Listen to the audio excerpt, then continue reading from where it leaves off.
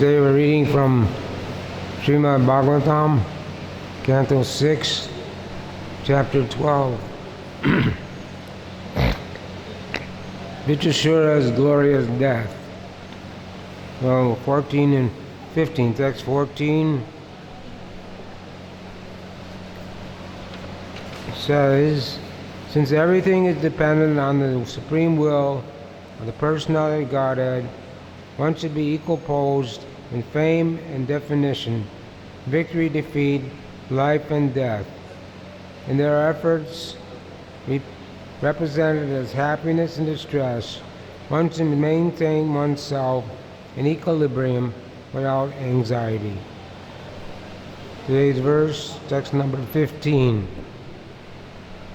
Sadvam Rajas Tama Iti Prakritir Natmano Gunaha Tatra Sakshinam Atmanam Yo Veda Sa Na Vijite Madhvam Rajastatam Iti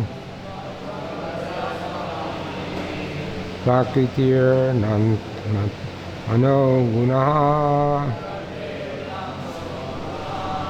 Tatra Sakshinam Atmanam Yo Vedasana Bhijate Sadvam Rajastama Iti Prakritir Nano Gunaha Tatra Sakshinam Atmanam Yo Vedasana Bhajate Sadvam mode of goodness, Raja mode of passion, Tama mode of ignorance, Iti thus, Prakriti of the material nature, Na not, Atmanam of the spirit soul, Guna the qualities, Tatra in such a position, Sakshinam an observer, Manam the self, Ya anyone who, Vedad knows, Saha he, Na not, Vijate is bound. Translation and purport by His Divine Grace, A.C. Bhakti-Vedanta Swami Srila Prabhupada. One who knows that the three qualities, goodness, passion, and ignorance, are not qualities of the soul, but qualities of material nature, and knows that the spirit, pure soul, is simply an observer of the actions and reactions of these qualities, should be understood to be a liberated person. He is not bound by these qualities. Purport by Srila Prabhupada. Explained in the Bhagavad-Gita 18:54. Brahma Bhutta Prasanatma Nasoshati Nakanchati Sama Sarveshu Bhuteshu Mad Bhaktim Lavate Param. One who is transcendently situated is once realizes the Supreme Brahman and becomes fully joyful. He never laments or desires to have anything. He is equally disposed to every living entity. In that state, he attains pure devotional service unto me. When one attains self-realization, the Brahma-Bhuta stage, one knows that whatever happens during his life is due to the contamination of the modes of nature. The living being, the pure soul, has nothing to do with these modes. In the midst of the hurricane of the material world, everything changes very quickly. But if one remains silent and simply observes the actions and reactions of the hurricane, he is understood to be liberated. The real qualification of the liberated soul is that he remains Krishna conscious, undisturbed by the actions and reactions of material energy. Such a liberated person is always jubilant. He never laments or aspires for anything. Since everything is supplied by the Supreme Lord, the living entity, being fully dependent on Him, should not protest or accept anything in terms of his personal sense gratification. Rather, he should receive everything as the mercy of the Lord and remain steady in all circumstances. Om Argyanata Ramdasya Janadra Sakara Sakshumitam Jena Tasmei Shri Gurave Namaha. Shri Chaitanya Manobishtam Stapitam Yena Bundle Swayam Rupa Kadamayam Danti Swa Padantikam Panchakopatriyascha Vipasindhuvevacha Paranabhavnayo Vaishnavyo Namo Namaha. Shri Krishna Chaitanya Prabhu Nityananda Shri Advaita Gadadhar Srivasa Gaur Bhaktivinoda. Hare Krishna, Krishna Krishna, Hare Hare, Hare Rama, Rama Rama, Hare Hare. Translation once again. One who knows that the three qualities, goodness, passion, and ignorance, are not qualities of the soul, but qualities of material nature, who knows that the pure soul is simply an observer of the actions and reactions of these qualities, should be understood to be a liberated person. He is not bound by these qualities.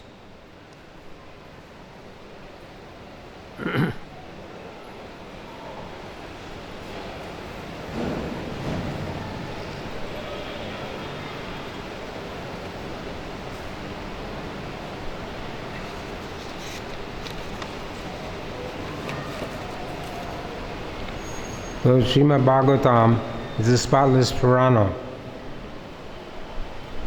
Of all the Puranas, Srimad Bhagavatam is considered the topmost. But we have this class every day. And those who don't have service should attend Bhagavatam class on a regular basis. This one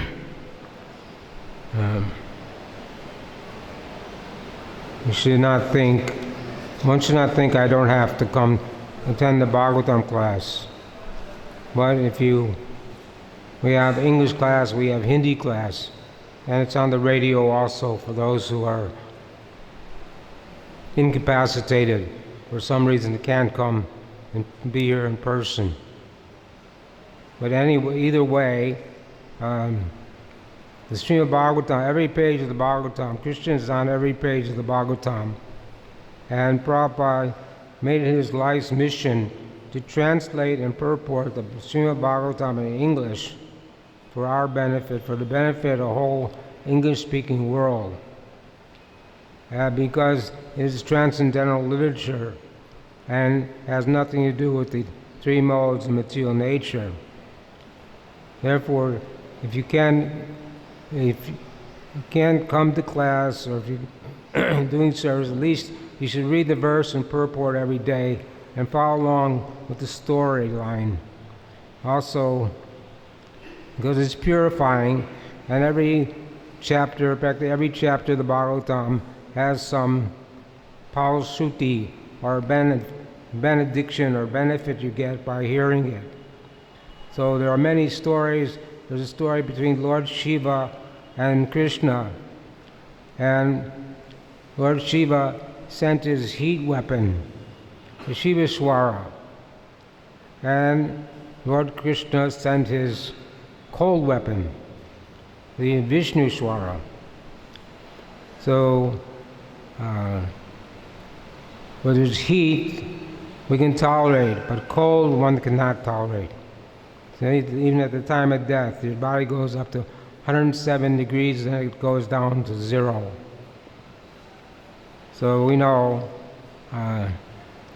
you can tolerate heat to a certain extent, but cold you can't tolerate. So the Shivaswara had to surrender to the Vishwaswara.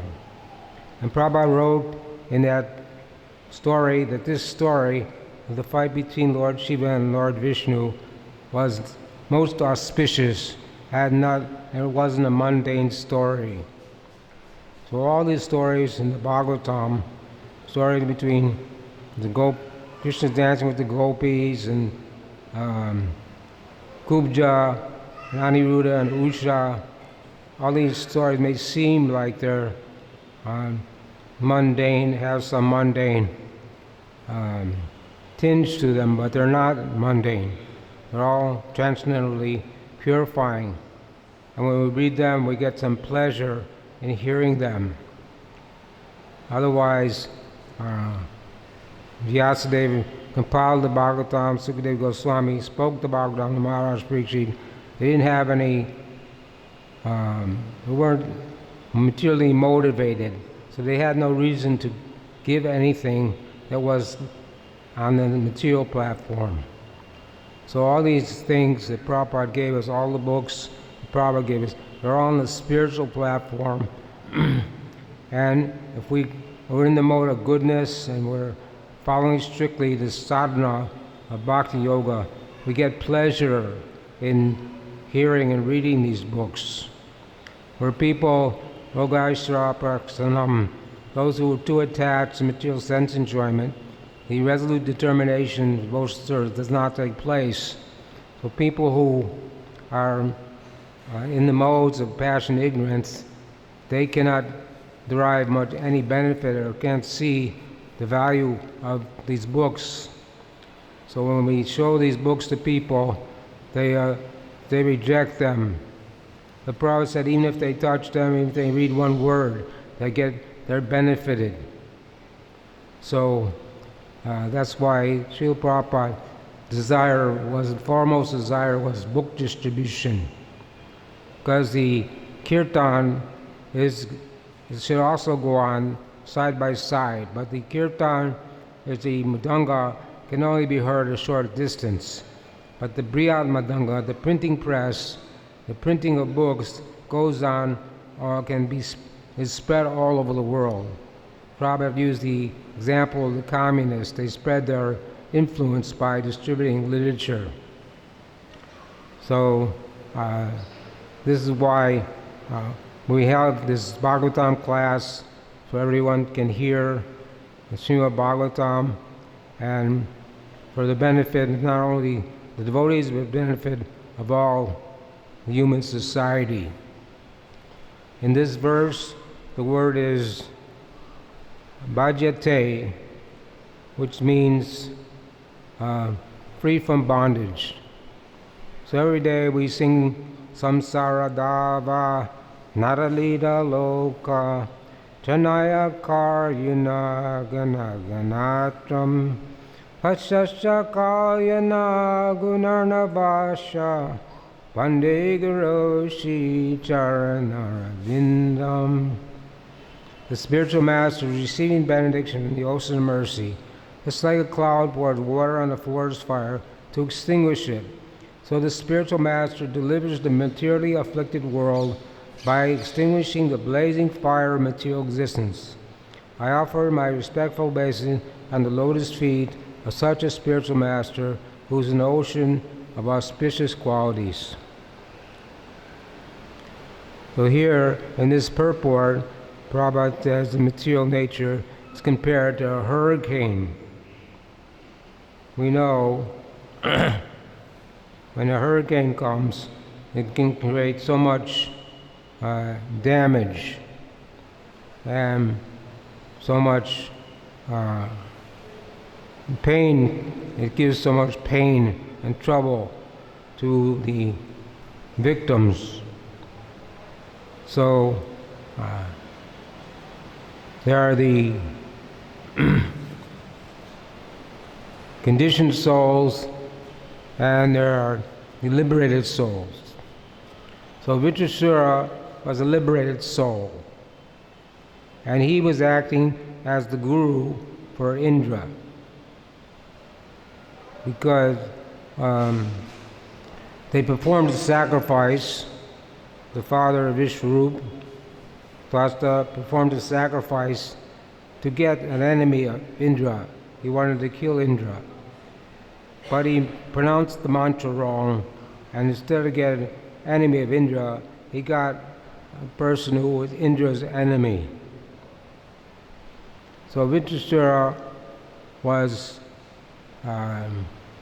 in the body of a demon, but actually he was a devotee, and he was doing his duty of fighting to the best of his ability. But Brahman realized, he understood he wasn't his body, and therefore he was above the three modes of material nature. So this is the discrimination of devotee. Devotee must discriminate and understand that we're not this body, and that we're Aham Brahmasmi, that I'm a spirit soul, eternally liberated, living entity. But when we come in this material world, we become covered over. Originally, we have the spirit soul, we have minute independence. And due to our misuse of our independence, we decided to come into the material world and try to lord it over, or be Krishna, or be the enjoyer. But we know that that's not possible. That's called Maya. Maya, everybody in the material world under the influence of Maya. Maya means that which is not. So the whole material world is going on under the influence of false names and false forms.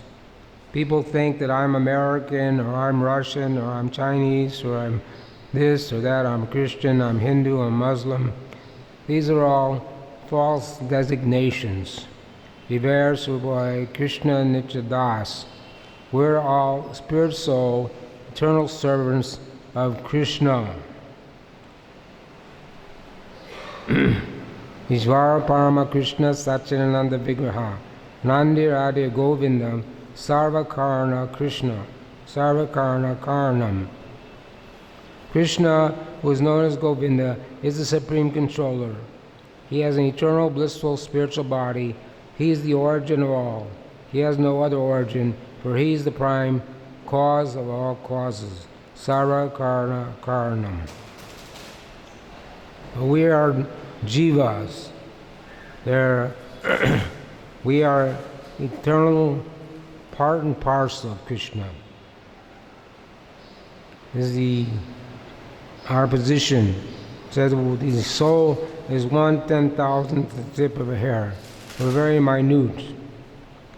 But when the soul comes into the material world, it becomes covered over by the three modes of material nature, goodness, passion, and ignorance, and he develops the false ego, thinking that I am the enjoyer, that I am the Lord of all our survey.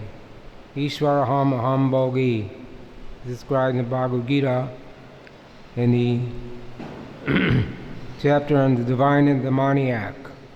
The demoniac person thinks that I have so much wealth today and I will get more and more tomorrow, and if anybody tries to stand in my way, I'll kill him. I'm happy, rich, and powerful. I'll give some money and charity. This is the way the demons think. That they don't realize that their life is temporary, and at any moment they could leave that body. It's like Kamsa. He was so cruel and vicious and falsely proud that he would even kill the children of Devaki, thinking that one of them is going to be the cause of his death. Even though Vasudeva preached to him and told him that you can't avoid death. When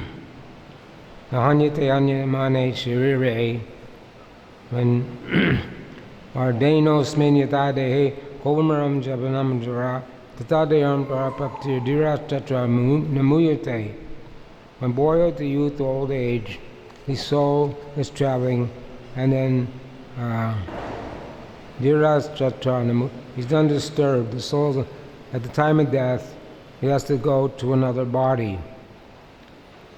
So this is the laws of nature.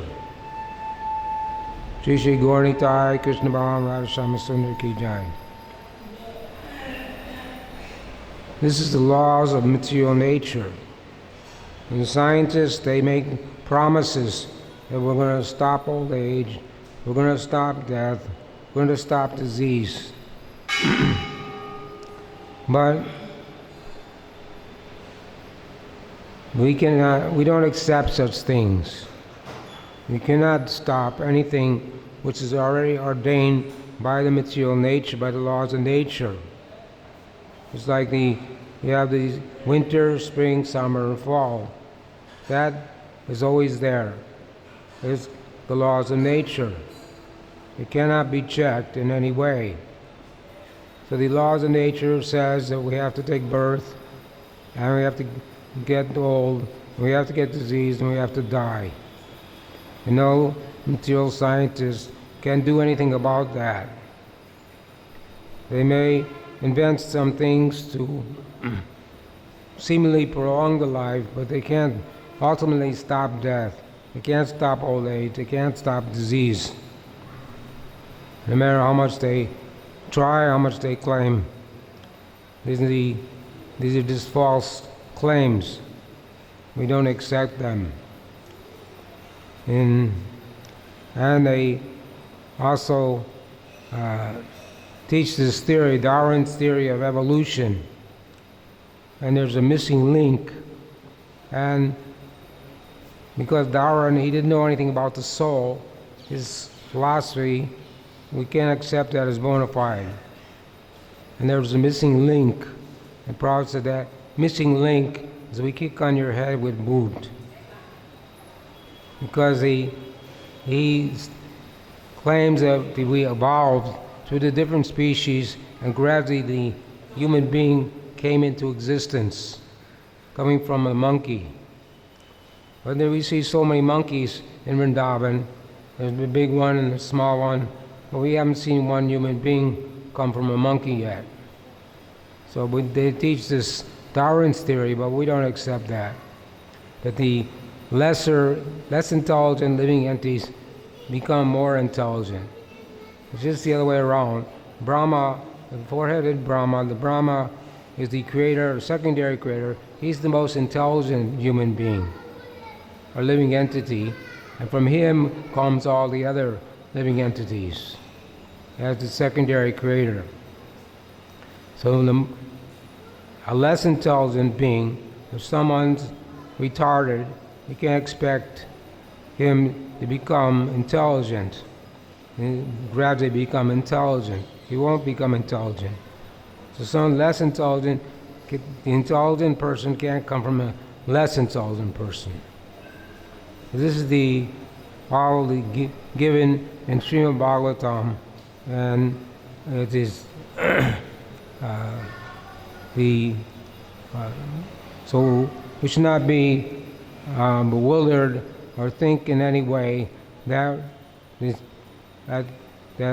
we're spirits, as a spirit soul, we're it's only due to the modes of material nature that we are in illusion, thinking that I'm this body and everything belongs to this body.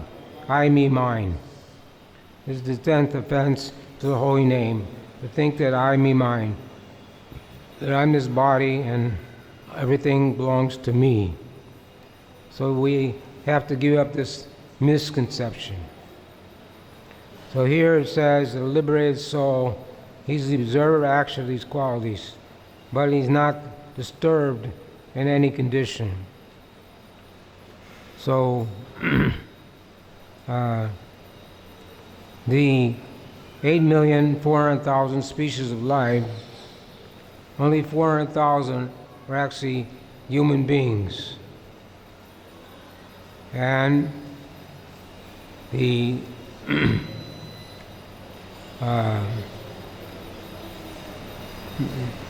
the civilized human being means one who accepts a spiritual master or an acharya. So when Krishna and Balaram were almost 11 years old, they went to Mathura. Now Krishna has 3 ages, 3 different ages. His Kumar age was 1 to 5, his Puganda age 5 to 10, and his Kishore age 11 to 16. So Krishna went to Mathura when he was 11 years old, but he had his Ras Leela and enjoyed his Kishore Leela in Vrindavan. So one may ask, how is this possible? Because Vishwanath Chakravarti Thakur says that Krishna is 1.5 times older than looking 1.5 times older than his actual age. So when he was 11 years old, he was actually looking like he was 16. And in Brahma Samhita, it says, Advaitam Achyutam Anandi Ananta Rupam Ajaparanam Purusham Navayovanam Cha Vedishu Dulabam Adulamam Amavakto Govindam Haripusha Tamaha Bhajami. That Govinda, Krishna, is ever youthful. When he was on the battlefield of Kurukshetra, he was 125 years old, but he was still looking like he was 16 or 20. And he had great grandchildren. But Krishna never gets old, but since he was playing the role of a human being, when Krishna and Balaram left Vrindavan, they went to Mathura. And when they went to Mathura, they accepted Gargacharya, as their spiritual master, who gave them second initiation and the Gayatri mantra. So at that time, Prabhupada said, use the word acharya 6 times to prove a point that the spiritual master should be an acharya. It's not that Srila Prabhupada is the founder of Acharya of ISKCON, but he's not the only acharya. Acharya means one who teaches by example. One lady had a son who was eating too much sugar, so she went to a sage and said, can you ask my son to stop eating sugar? So the sage said, come back in 1 week. So she came back in 1 week, and then the sage said to the boy, you should stop eating sugar. So the mother said, why did I have to come back in 1 week? Why didn't you say that at the very beginning? He said, well, first I had to stop eating sugar.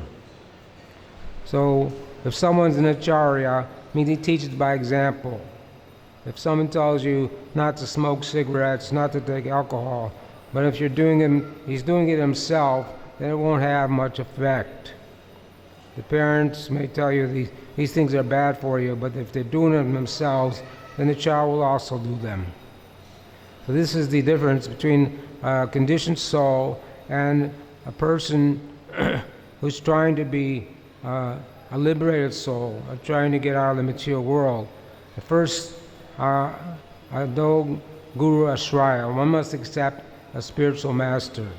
Tadvidi paripratena paripasena sevaya upadekshanti jagyanas yanastava darshanaha. One must accept the spiritual master and inquire from him submissively, render service unto him. He can impart knowledge unto you because he's seen the truth. So this is the beginning. And here it's Brahma Bhuta Prasanatma Nasoshati Nakanchati Samasarveshu Bhuteshu Mad Bhaktim Labate Param. And actually, this is the beginning of spiritual life. When one realizes that he's not this body, I'm a spirit soul. But first we have to accept the spiritual master, inquire from him submissively, and follow his instructions. So at the time of initiation, we promise to chant 16 rounds Maha Mantra, Hare Krishna, Krishna Krishna, Hare Hare, Hare Rama, Rama Rama, Hare Hare, and follow 4 regulated principles. No meat eating, no gambling, no intoxication, no illicit sex. And also, there are 64 angas, or limbs of devotional service, given in nectar devotion, and we should also follow them. And if you don't know what they are, you should check the nectar devotion, and you can see we're actually, just by attending all the morning program and doing service, we're actually following most of those 64 items. But the most important items are to hear Srimad Bhagavatam, associate with devotees, worship the deity, chant Hare Krishna, and live in a holy place like Mathura or Vrindavan or anywhere in the world where there's a bona fide ISKCON temple. These are the most important things, because it says birds of a feather flock together. We see that. The pigeons are with the pigeons, the parrots are with the parrots, the crows are with the crows. They don't mix. So if you associate with thieves, you become a thief. If you associate with drug addicts, you become a drug addict. If you associate with devotees, then you become a devotee. So when someone comes to the temple for the first time, we give them some association. We preach to them, and gradually they develop some faith, and gradually they become serious about Krishna consciousness, take initiation, and give up their anarthas, nartana vritti, give up the unwanted things by following these 4 regulated principles. So this is the difference between a conditioned soul and a liberated soul. So the liberated soul, he's fully joyful, he never laments, and he's equally disposed to all living entities. This is the Brahma Bhuta stage. So the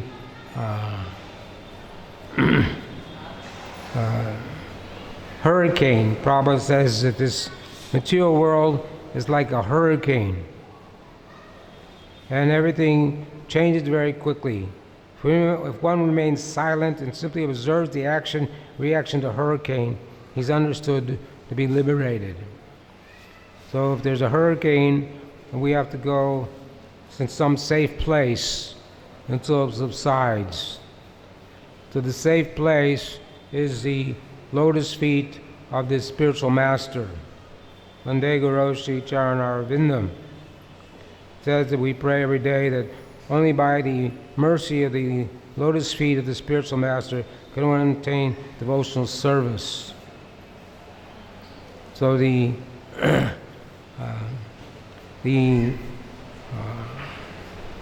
material world means there's always going to be suffering. Adhyatmic, adhibodhic, adhidaivik. Either we have suffering from the mind and the body, we have suffering from the other living entities, we have suffering from the natural disturbances. So there's always suffering. But the materialists, they think that sex life is the most enjoyable thing in this world. But this sex life, it only lasts for a few minutes, and it gives pain more than pleasure. So, but Lord Rishabhadev told his sons that the attraction between male and female is the basic principle of material existence. On the basis of this misconception, which ties together the hearts of the male and female, one becomes attracted to his body, home, property, children, relatives, and world, and wealth. In this way, one increases life's illusion and thinks in terms of I and mine. So sex life is the pleasure of the material world, but it's also the binding force, which keeps one in illusion in this material world. So, as devotees, we promise no illicit sex. That means outside of marriage, one should practice celibacy. When Krishna Balaram went to Mathura, they accepted Gargacharya as their spiritual master. They also became brahmacharis and practiced celibacy. Even though Krishna had his Rasa Leela with the gopis and in Vrindavan, still he was playing the part of a human being, and he never leaves Vrindavan. But he goes in his Vasudeva form, and Balaram goes in his Shankarshan form, and they follow strictly the orders of Gargacharya, and then they went to the house of Sandapani Muni. And because they were Kshatriyas at that time, he instructed them in so many arts, and they followed his instructions very strictly. The brahmachari, it says the brahmachari is supposed to go out and beg alms all day, and whatever he collects, he gives to the spiritual master. Doesn't keep anything for himself. And then the spiritual master calls them, he will take prasadam. But somehow if the spiritual master forgets to call him, then he should fast that day. But we're not that strict in our society, so we take prasadam 2 or 3 times a day. But that was in bygone ages, the brahmachari could do that. But nowadays, we can't do that. If we don't get prasadam, then we have to go somewhere and get something. Not that we should fast or have to starve. Always should you be practical. So, but we have to depend on the mercy of Krishna and see everything as Krishna's mercy. One girl failed her exams, and she was a disciple of Radhanath Swami, and she was very upset. He said, no, you didn't do anything wrong. You tried your best, but you weren't able to pass. You should take that as Krishna's mercy, and so that now you can become a devotee and not get entangled in the material world. Because you passed your exams and you had gone to college, got a job, got entangled, you would have forgot about Krishna consciousness, more than likely. So by Krishna's arrangement, you can now just be a devotee. But we shouldn't blame Krishna. When Prabhupada was in New York, they were negotiating for some property, and Prabhupada told them specifically, don't give the man any money. The man was negotiating the property. And they didn't listen to Prabhupada, and they gave him a down payment. And then the man said, well, gave him some excuses why they couldn't get the property. So they went to Prabhupada and said, this is Krishna's mercy. Prabhupada said, no, this is not Krishna's mercy. This is your stupidity. So we don't blame Krishna if we do something stupid. But I think they did get their money back, though, or most of it back. But we should act in such a way, and we do our duty, and whether it's successful or not, that is dependent on Krishna. It's like we do kirtan. Prabhupada said you should go out and do kirtan, and people will come. By the arrangement of Super Soul, he will send people to the kirtan, to hear the kirtan.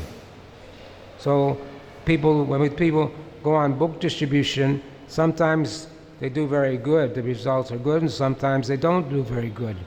But still they make the effort, and they leave the results to Krishna.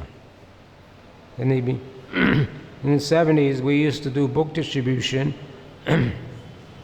And we sold the books and whatever we got, we deposited all the money went to Krishna. We didn't keep one farthing. And Prabhupada said, if you take money for Krishna consciousness, but you misspend one farthing, then you have to go to hell. So we were completely detached. Everything, we gave everything to Krishna. Everything went to Krishna. We tried our best to do our duty and to sell as many books as possible.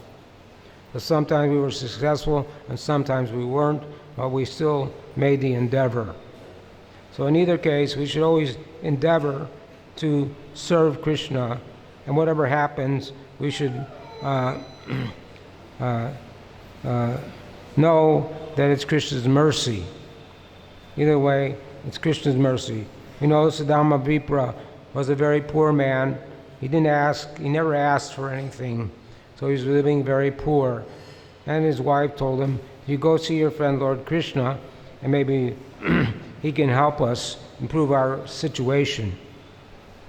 So Siddhama Vipra was Krishna's classmate from the Sandapani Muni school, but he didn't go to Krishna to ask for anything. Though he never asked for anything from Krishna. But he met Krishna and he was very happy, and he came back to his place thinking that Krishna didn't give him anything. But when he came back to his place, he saw that it turned into an opulent palace, more opulent than the king of heaven. His wife turned into a beautiful woman, and his body also turned into a beautiful man. So by Krishna's arrangement, he was given all these things. But Krishna knew that he was a pure devotee and that he would not misuse this benediction that was given to him to live a materially opulent life.